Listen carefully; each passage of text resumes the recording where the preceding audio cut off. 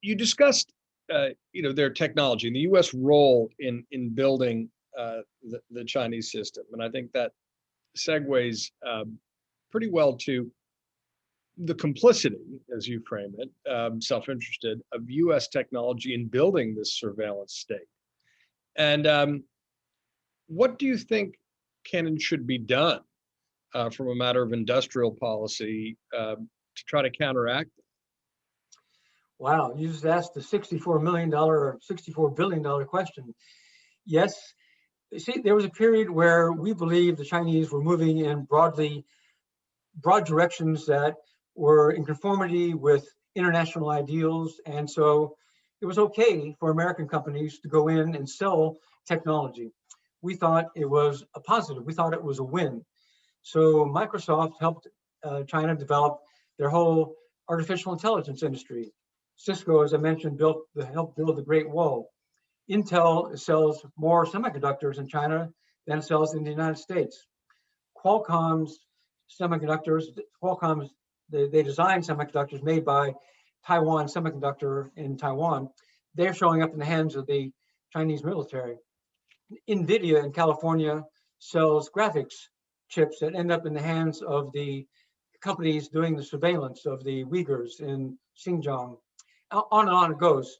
Thermo Fisher sells DNA testing equipment that the authorities use to build up DNA databases of suspected miscreants, including people of ethnicity that they don't trust.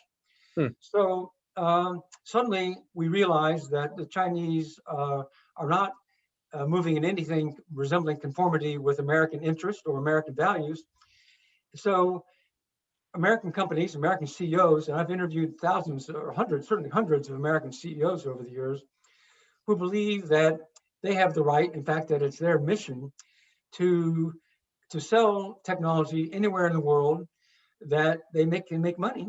Yeah. And that their mission is to enhance shareholder earnings every quarter, that they are no responsibility for national security. That's the government's problem. So there's a moment of great reckoning coming in. We see it in China right now. Xi Jinping is cracking down on their technology companies, demanding that their data become pure, that they don't have any foreign entanglements, that software become indigenized, that it's no longer foreign technology. We face one of the most sensitive and difficult debates that we face is, can the American government work with American business in mitigating the rise of a technological powerhouse that represents a clear challenge to our interests? This is hot. This is really a big deal. Yeah, I mean, it's as big as it gets, and it does segue to one of the other themes of your book, which is that a lot of the short-term or quarterly earnings thinking of American businesses has been insufficient to the grand strategy needs of our time. I want to narrow it a little bit to the, because this is the OPC, to that kind of zero-sum thinking as it applies to the media industry. And you tee off appropriately on Alden Capital and some of the others, but really because your career has witnessed the winnowing of journalism. Folks who haven't had the privilege of reading your book yet, I wonder if you would just summarize your sense of how the journalistic establishment got hollowed out, and then we can discuss some of the ways you think it can be rebuilt. Wow, another billion-dollar question. Well, so every organization I worked for in my career either went bankrupt or was sold for pennies on the dollar. UPI was sold out. Then I went to Business Week for 11 years, and that was sold to Bloomberg for pennies on the dollar. I went to U.S. News and World Report. It went dark. I went to Business 2.0. It sold to Time Inc. and went dark. It's an amazing story, by the way, about the sale. Yeah. I want to tell people because it's actually a real testament to the idiocy of some of these. Well, we were at Business 2.0. This is during the time of the first internet bubble, and so we had a mission to go up against the Forbes, Fortune, and Business Week, and we had really a very dynamic mix of very talented people. And so Time Inc. bought us for $100 million and fired everybody. and merged the magazine with something called E-Company Now. And then they had to invest another $100 million in trying to rescue their sorry asses. And so it didn't work. They ended up closing the whole thing. So they lost $200 million on what a stupid decision. So yeah, I mean, my whole career was characterized by this. And every time I mention these things, people say to me, Bill, please don't come to work here. Please, whatever you do, don't come to work here. So over the years, you see how the ownership structure was hollowed out. The Gannett's and the Chicago Tribunes and those guys were able to take over so many of the newspapers, so many media outlets, and start squeezing them. At the same time, we have the vulture capitalists sweep in and start snapping up media assets. And so there was nobody to stop it, nobody to resist it.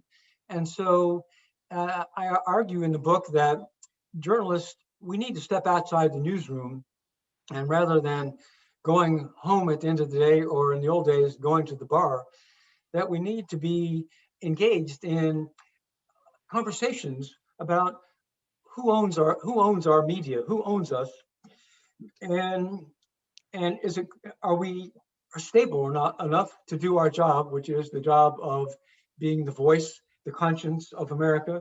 Can we do that job, or do we get sidelined into sowing hate and division? And of course, the rise of the social media giants is another major piece of this, that they absorb so much content from us, and yet, you know, there would be an antitrust violation for the New York Times, Wall Street Journal, ABC, CNN, et cetera, to say, we're going to sit down and create a council to negotiate with Google over what they pay us for our content.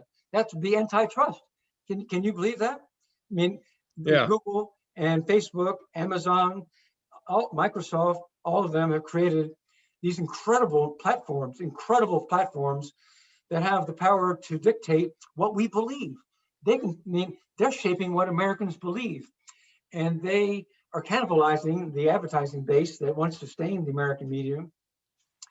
So we have an urgent mission to think outside of just getting the story and just doing our jobs, just beating the opposition, to think about how can we create conversations in which we can say, how do we recreate an American media that is not dominated by the social algorithms that create division, that intentionally, consciously create division? How can we rescue ourselves from the clutches of the vulture capitalists? How can we rebuild any measure of a media that does what I was trained, I believe you were trained to do, which was try to be at the center of the national debate and try to be arbiters, gatekeepers, try to do the right thing for the democracy. Well, I know this sounds like incredibly naive, incredibly simple, but that's what we're supposed to do. And so if we cannot figure out a way to create an environment of opinion, that then nobody else can.